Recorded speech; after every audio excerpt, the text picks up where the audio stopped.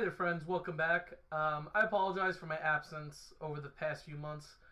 As I said in my poll a few weeks ago, I had a very serious family loss, one which I am still grieving with, but also worked, picked up, and finally has relaxed. So thank you all for sticking by me, and thank you for the confidence in me and our community we have growing. So my poll told us that our community would like to see more American Civil War content. So I decided one of our first series was on the Battle of Gettysburg, which took place in the Eastern Theater. So today our video title says what we will be discussing: the Battle of Pittsburg Landing, better known as the Battle of Shiloh. Now, this battle, we need to rewind back to the famous Anaconda Plan. So the Anaconda Plan was the United States general strategy to bring the American Civil War to an end in a Union victory. The plan called for a large naval blockade from Delaware around the Florida Keys and to the mouth of the Mississippi. From here, two main forces would have an objective. In the east, the Confederate capital of Richmond in Virginia. This ended up being the responsibility of the Army of the Potomac. And in spring of 1862, the commander of this force was a man named George B. McClellan. I actually already have a video on McClellan, and I will leave it in the description below. The West's objective was to seize the forts and cities on the Mississippi River and connect to the federal naval forces in the Gulf of Mexico, mainly through New Orleans, splitting the Confederacy from its western states, but also where most of their supplies were coming in through Texas. Now, in the West, there were multiple armies, but we will be zeroing in on two specifically, and that is the Army of the Tennessee and the Army of Ohio. Now, at this time, the man in command of the Western armies was a man named Henry Halleck, but in spring of 1862, Halleck's command expanded into Ohio and Kansas, pulling him away from being directly involved with the frontline armies. So, the Army of the Tennessee was commanded by Ulysses S. Grant, and the Army of the Ohio by Don Carlos Buell. So it was these armies' objectives to seize those western fortresses and cities and constrict the Confederacy. Grant had successfully seized two of the most important forts in the West, Fort Henry on the Tennessee and Kentucky border, and then less than a week later, he took Fort Donelson in Tennessee, seizing control of the state, but most importantly, a road into Mississippi. Now, south of Mississippi rest two cities: Corinth, which is a little more towards the Tennessee border, and Vicksburg. Corinth, Mississippi was a rail hub that moved supplies from the west throughout the Confederacy. And Vicksburg was the same, but also Vicksburg was the city that the supplies from Texas were coming in. So these two cities were the lifeline of the Confederate States of America. So, with the state of Tennessee seized, Grant began to make plans for his invasion of Mississippi. Using steamboats, Grant began to deploy his Army of the Tennessee west of the river. The Tennessee River. His plan is to deploy his 6th Division south of an area called Pittsburg Landing. This is just temporary while he awaits the arrival of Don Carlos Buell and the Army of the Ohio. Once the two forces are concentrated, they will move together and seize what they believe is open Confederate territory. Now, I purposely kept one group out so far, and that is the Confederate Army. Following the fall of Fort Donelson, the Confederate Army in Mississippi did not want to fall to the same fate of their brothers in Tennessee and Kentucky. So the Army of the Mississippi, commanded by the venerated Albert Sidney Johnston, decided they would take the initiative. Johnston, with his subordinate, the, in quote, hero of Fort Sumter, Pierre Gustave Toussaint Beauregard, or PGT Beauregard, take the fight to Grant before he could push south with Buell. After marching through the torrential storms and muddy roads, the Army of the Mississippi deployed its 44,000 soldiers south of Grant's lines at Pittsburg Landings on April 5th, 1862. Johnston and Beauregard's plan is to strike hard into the Union left flank, pushing them towards the swamps and creeks northwest of Grant's position, then encircle and crush the Army of Tennessee before Buell and his extra 18,000 men could arrive.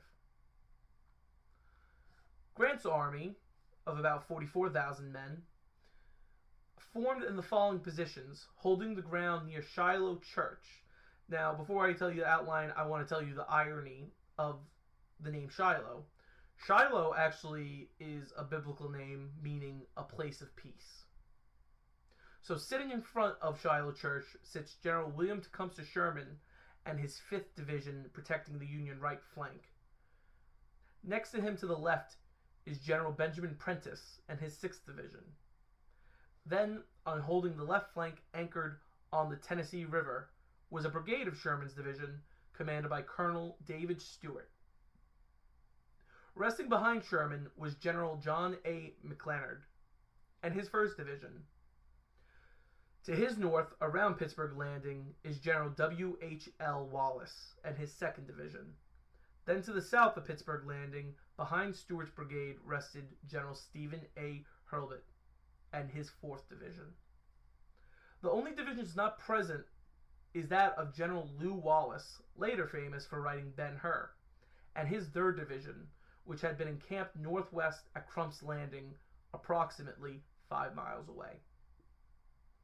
Grant himself had placed his headquarters at Savannah, Tennessee, at the Cherry Mansion. Unlike many of the other Union commanders, Grant knew the Confederates were not going to allow him to march into Mississippi unopposed, which was another reason he did not want to continue south until Buell arrived.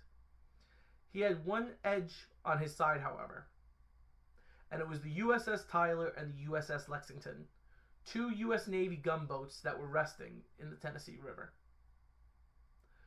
But on the morning of April 6th, the Union camp awoke as if it were any other morning. Except one man, Colonel Everett Peabody of Prentiss's division, had been suspicious throughout the night and ordered Major James Powell to take 5 companies from the brigade and scout the Pittsburgh-Corinth Road to be sure it was safe still.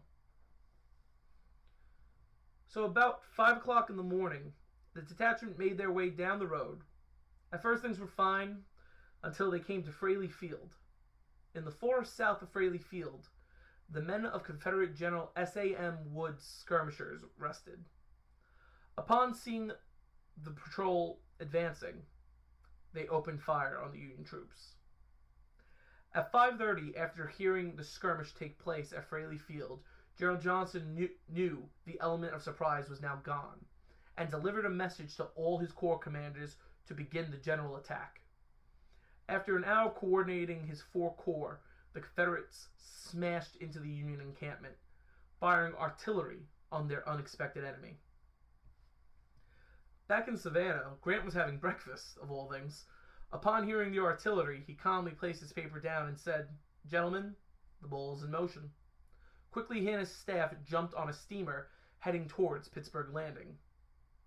But he also informed General William Bull Nelson from the Army of the Ohio, who had recently arrived to Savannah, to move his division opposite the Pittsburg Landing, so the steamers could transport his men to support the embattled Army of the Tennessee.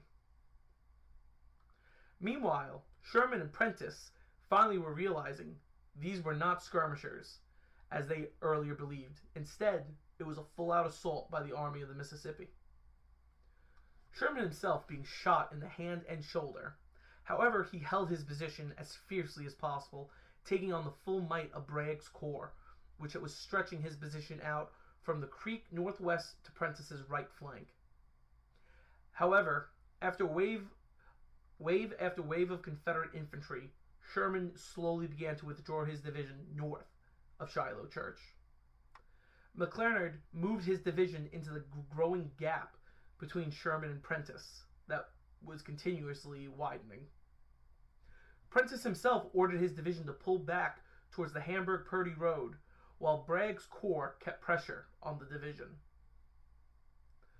By 9 o'clock a.m., General W.H.L. Wallace and Hurlbut realized that if the army did not hold on to Pittsburg Landing, the entire army would be chewed up and destroyed. So Hurlbut deployed his men at the crossroad of the Hamburg-Savannah Road and Hamburg-Purdy Road, with W.H.L. Wallace deploying his division on Hurlbut's right flank. Still on the extreme left of the deteriorating flank sat Stuart's brigade, who had not yet been engaged. But Johnston, at this point, needed to cave in both flanks. And with Sherman keeping up a strong defense on the right, he decided to move his reserves forward, commanded by former U.S. President John Breckinridge, to strike the Union right flank, which would then hopefully cause an outright collapse in the Union line. At about 9:40 a.m., Breckinridge's artillery opened fire on Stuart. At 10 o'clock, Sherman's line had now made its way to the crossroads of the Pittsburg-Corinth Road and the Hamburg-Purdy Road. His division had been taking a beating, leaving only a skeleton of the brigades, as many of the troops he could, as most of them had already fled back towards Pittsburg Landing. However, after the fighting in the Hornet's Nest, Prentiss had surrendered he and his 2,200 men around 4 o'clock later in the day. But this sacrifice was not in vain. Grant had arrived at Pittsburg Landing, and riding ahead of his staff by the afternoon, he had made a new defensive front south of the landing. What remained of Prentiss's division fell in with W.H.L. Wallace's men into an abandoned carriage road called the Sunken Road. Sherman and his skeleton division remained on the right flank, resting between the Sunken Road and Sherman was the remainder of McClernand's division. Hurlbut still rested on the left, and capping on the river was General Stuart, who was still holding off from Breckinridge's men. But at this point, something else began. The Army of the Mississippi, after pushing the Federal troops back, began to sack the Federal camps and collect trophies and food from the camps. General Johnston rode in, not wanting to lose the momentum or order that had catapulted his army forward. He attempted to rally his men. Picking up a tin cup, he declared, "Let this be my share of the spoils," thus encouraging his men to stop and continue the assault. At 2:30 p.m., when renewing Breckinridge's assault on Stuart, an artillery shell hit near Johnston's leg. He did not know it, but the shrapnel had torn into his leg, and unknown to everyone, his boot was filling with blood. After a few moments, a member of his staff noticed the general had become paler and paler. They wrote to him asking, "General, are you wounded?" Johnston responded, "Yes, and I fear seriously." Johnston collapsed, being carried to the Hornet's Nest, and there he died of blood loss. Grant, now in the field, began to rally his men, ordering the mixed units at Pittsburg Landing to reform into new regiments to head back towards the fighting. He also ordered the USS Tyler and USS Lexington downriver and began to shell the attacking Confederates from the river.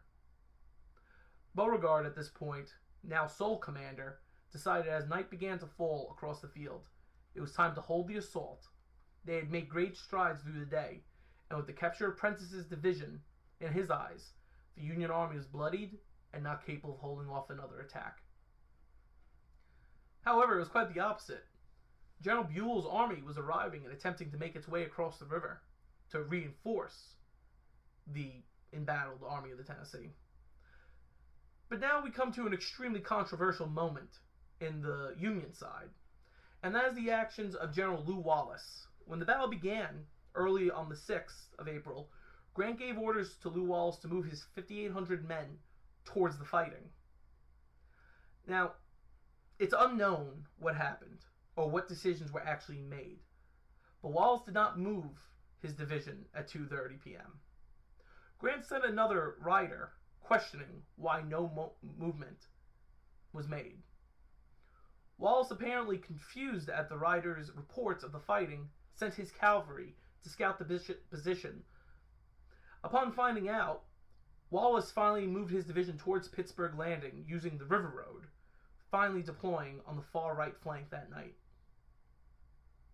Sherman, finally with his line secured, found Grant. Wearing a sling, he approached the general saying, "Well, Grant, we've had the devil's own day, haven't we?" Grant nodded candidly, then said, "Yes. Lick 'em tomorrow, though."